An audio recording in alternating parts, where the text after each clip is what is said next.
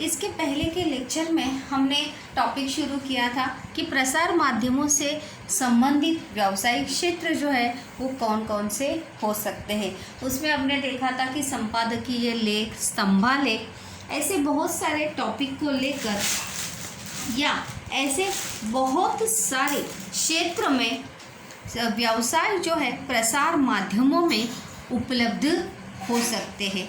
और साथ ही साथ प्रसार माध्यम जो है वो इतिहास लेखन का एक साधन के रूप में भी हम प्रसार माध्यमों का उपयोग जो है बच्चों कर सकते हैं।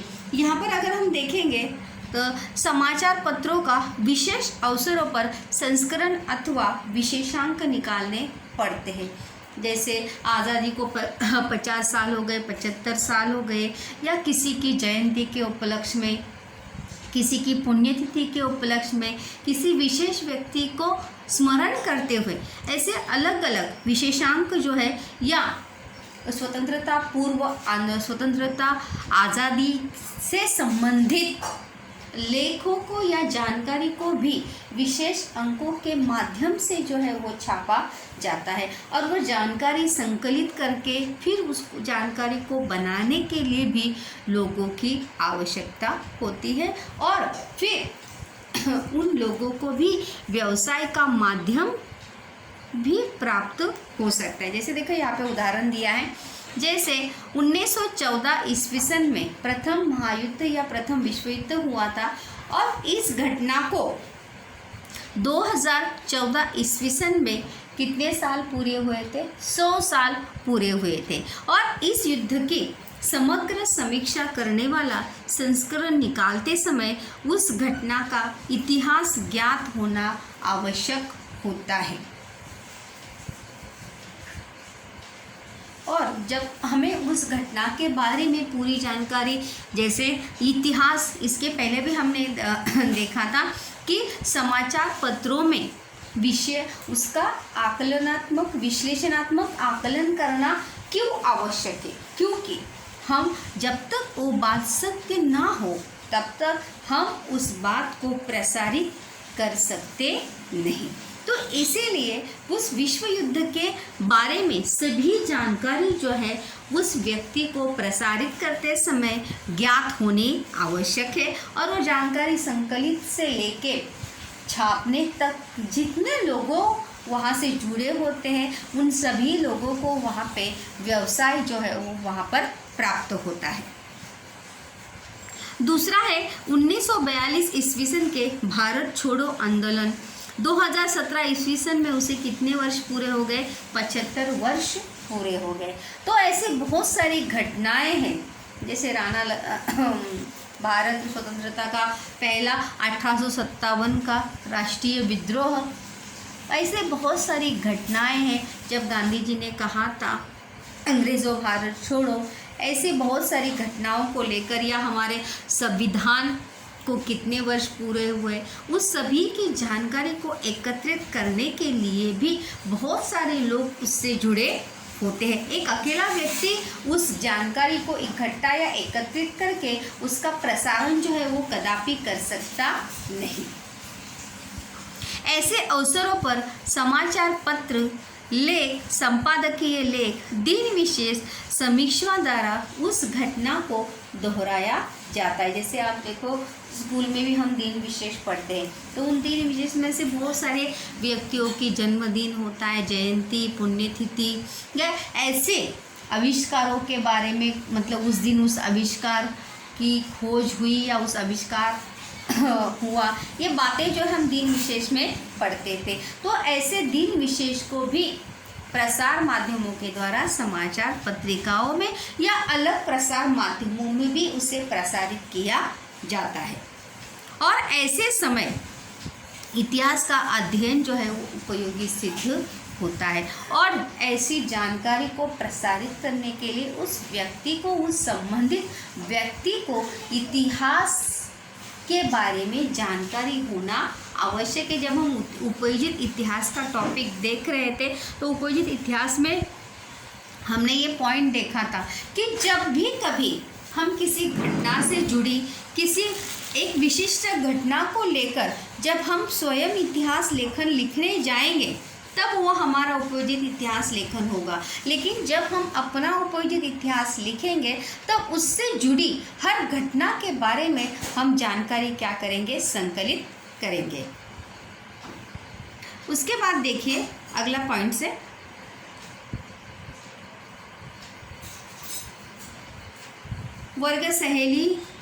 वर्ग पहेली के लिए भी समाचार पत्र इतिहास की सहायता लेते हैं। जैसे समाचार पत्रिकाओं में पजल्स वगैरह होते हैं, आप उसमें अलग अलग उन पहेलियों के माध्यम से भी हम अपना ज्ञान जो है वो बढ़ा सकते हैं। देखो जहाँ पर दिया है कि वर्ग पहेलियाँ तैयार कर सकते हैं, जैसे किलों के नाम, गढ़ों के नाम, शहरों के नाम, प्रसिद्ध शहरों के नाम, जैसे ताजमहल कहाँ पे है, आगरा में। तो ऐसे शहरों के नाम, प्रसिद्ध शहरों के नाम, किलों के नाम, प्रसिद्ध व्यक्तियों के नाम, जन्म स्थान, ऐसे बातों को लेकर हम पजल्स यानी पहेलियाँ जो है वो बना सकते हैं। चलिए नेक्स्ट टॉपिक देखते हैं। आकाशवाणी के लिए भी इतिहास महत्वपूर्ण विषय है। जैसे कि अगर हम देखेंगे 15 अगस्त 1947 को भारत आज़ाद हुआ अथवा उसके पश्चात स्वतंत्रता दिवस पर प्रधानमंत्री द्वारा जो भाषण दिया जाता है, जो भाषण प्रसारित होता है, उस भाषण को संग्रहित करके रखते हैं और समकालीन स्थिति को समझने के लिए उन भाषणों का उपयोग भी किया जाता है। मतलब देश को संबोधित करते हुए प्रधानमंत्री जो है उस दिन देश को संबोधित करते हुए 15 अगस्त 26 जनवरी को अपने भाषण में पूरे देश को संबोधित करते हैं और ऐसी बहुत सारी बातें देश से जुड़ी उसमें बताते हैं। तो उन बातों जब वो भाषण संग्रहित करके रखते हैं तो जब उस भाषण के कुछ बातों का उपयोग जो है लोगों को समझने के लिए या उस समकालीन स्थिति को, समकालीन मतलब उस समय की स्थिति को समझने के लिए भी उन भाषणों का उपयोग जो है किया जाता है।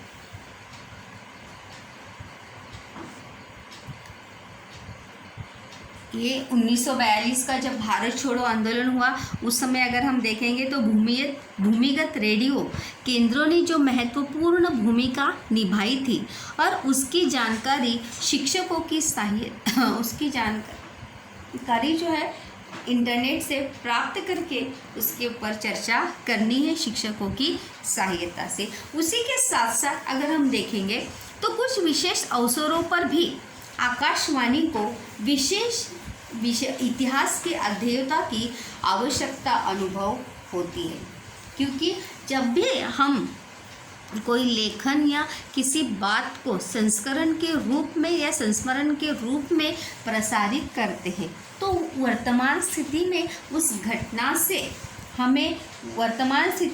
घटना के बारे में कुछ भी जानकारी जो है हमें पता होती नहीं। तो जो अनुभवी व्यक्ति है या जो इतिहास के अध्ययन करता है उनकी आवश्यकता जो है उस समय हमें महसूस होती है। जैसे कि राष्ट्रीय नेताओं का जन्मदिन हो अथवा स्वतंत्रता संग्राम में सहभागी हुए लोग हो या उनके परिवार के लोग स्वतंत्रता संग्राम का हिस्सा बने हो।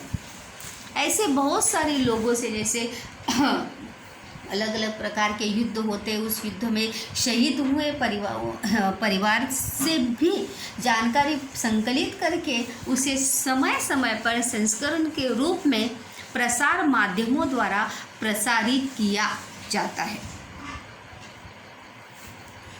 जैसे मुंबई में जो बम विस्फोट हुआ था उस समय 28/11 को, तो हर साल उस घटना को, मतलब भले ही घटना दिल दहलाने वाले हो या उस घटना से पूरे देश को झंझोड़ को रखा था, लेकिन फिर भी उस घटना की बातें जो है उस दिन जो है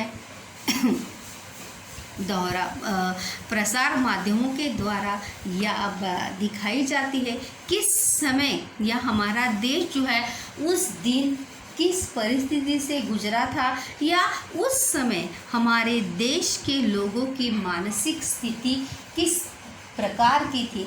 ऐसे बहुत सारी घटनाएं हैं जो हमें संस्करण के रूप में बार बार वहाँ पर प्रसारित करते रहते हैं।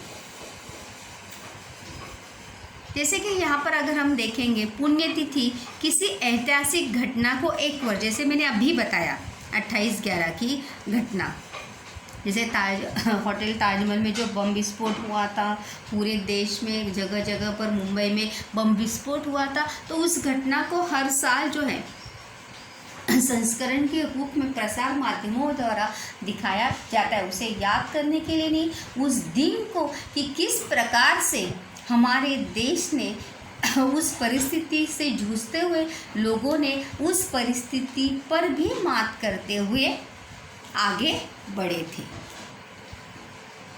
25 वर्ष, 50 वर्ष, 100 वर्ष पूरे होने पर अथवा इसी क्रम में अधिक वर्ष पूर्ण होने पर भी उसकी चर्चा करने के लिए उस घटना की जानकारी की आवश्यकता होती है, क्योंकि हर कोई व्यक्ति उस घटना के बारे में हम बता सकता नहीं। तो उस घटना के बारे में, उस परिस्थिति के बारे में जो व्यक्ति जानता है, उसी व्यक्ति को वहाँ पर बुलाकर हम वक्तव्य या अपनी बात जो है वो रख सकता है।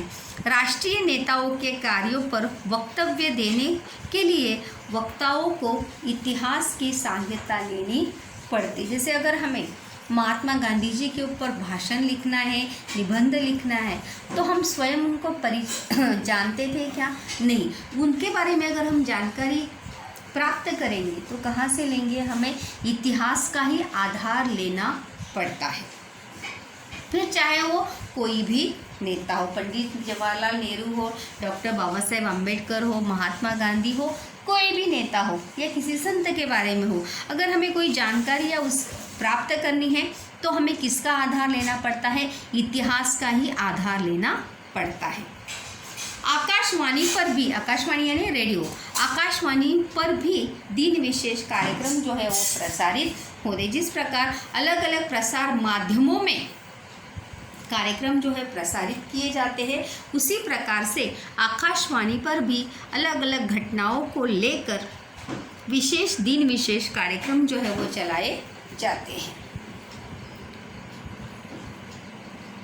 यहाँ पर अगर हम देखेंगे दूरदर्शन और इतिहास का घनिष्ठ संबंध है। दूरदर्शन यानी टेलीविज़न, जैसे आए दिन हम अगर हम देखेंगे तो दूरदर्शन पर बहुत सारी इतिहास से जुड़ी सीरियल्स या पिक्चर्स जो है वो बनते रहते हैं। और जब ऐसे पिक्चर्स या फिल्में या सीरियल जब बनाई जाती है तो वो फिल्म बनाने के लिए या सीरियल्स बनाने के लिए, फिर चाहे वो माइथोलॉजिकल हो, धार्मिक हो या ऐतिहासिक हो, उस घटना को या मतलब उस घटना की पूरी जानकारी एकत्रित करने के लिए, संकलित करने के लिए हमें इतिहास का ही आधार लेना पड़ता है।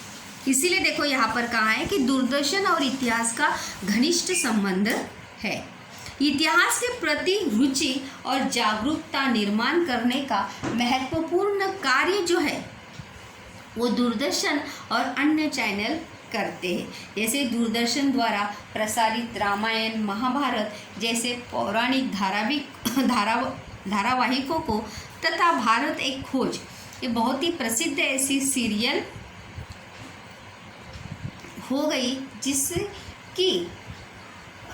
जिस सीरियल को पूरे देश में, पूरे विश्व में प्रसिद्धि मिली थी। मतलब उन कथाओं के माध्यम से, रामायण महाभारत कथाओं के माध्यम से या और इतिहास से जुड़ी कथाएं या पिक्चर फिल्मों के माध्यम से हमें उस घटना के बारे में क्या होती है, जानकारी होती है। और साथ ही साथ इतिहास के प्रति हमें रुचि निर्माण होती है। जानकारी प्राप्त करने की जिज्ञासा जो है हमारे मन में निर्माण होती है। यहाँ पर एक प्रश्न भी है कि भारत एक खोज, इस धारावाहिक को किस प्रकार से स्थान जो है प्राप्त हुआ है, तो इसमें उसका उत्तर जो है हमें देखने को मिलता है।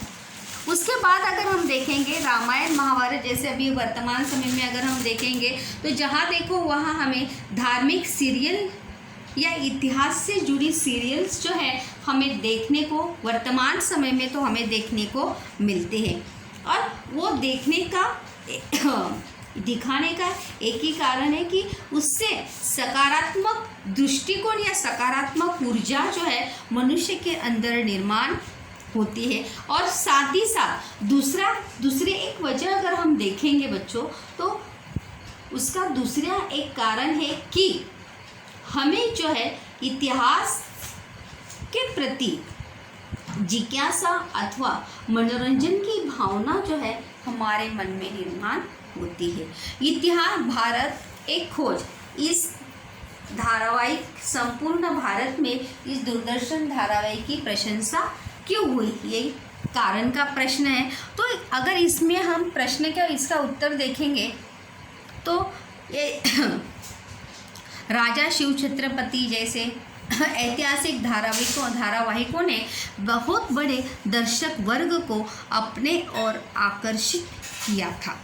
और रामायण महाभारत जैसे धारावाहिकों का निर्माण करते समय तत्कालीन वातावरण, वेशभूषा, शस्त्र अस्त्र, रहन सहन, भाषा के विषयों में तज्ञों की आवश्यकता होती है। मतलब उसमें आने वाले आठवें चैप्टर, इसमें अगर हम देखेंगे तो आठवें चैप्टर में ये टॉपिक है कि फिल्म जगत से वो चैप्टर तो हमारा कट हो गया, लेकिन ये प्रश्न भी था कि किस प्रकार से इतिहास के अध्ययनकर्ताओं की आवश्यकता क्यों होती है। कदम कदम पर हमें इतिहास के अध्ययन की आवश्यकता होती है, क्योंकि जब भी हम ऐतिहासिक फिल्म या ऐतिहासिक कोई धारावाहिक बनाते हैं तो उस धारावाहिक बनाते समय हमें हर एक बारीक से बारीक चीज़ का ध्यान हमें रखना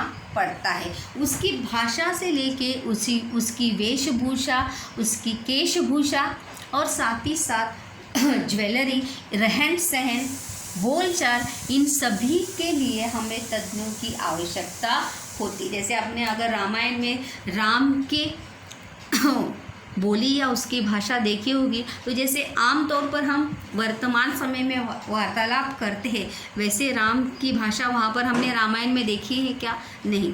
तो उस भाषा का ज्ञान होने के लिए या उस भाषा का ज्ञान रखने के लिए तज्ञों की आवश्यकता होती है, क्योंकि जिस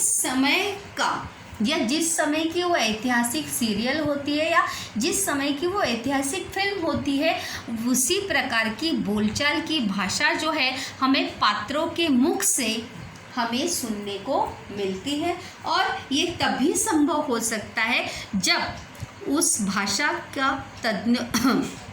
भाषा जो है तज्ञों के माध्यम से ही वहाँ पर बताई जाती है। और इसके लिए इतिहास का सूक्ष्मता से अध्ययन करना पड़ता है, क्योंकि अगर उसमें ऐतिहासिक कोई भी चीज़ दिखाते समय अगर एक बात भी अगर गलत हम दिखाएंगे तो उसके लोग जो है क्या कर सकते हैं, आक्षेप कर सकते हैं, और फिर हमें या जो भी सीरियल या फिल्म बनाता है उसे नुकसान उठाना पड़ सकता है। इसीलिए ऐतिहासिक चीज़ें बनाते समय इन सभी बातों का सूक्ष्मता से या बड़े ही अच्छे से ध्यान रखना पड़ता है।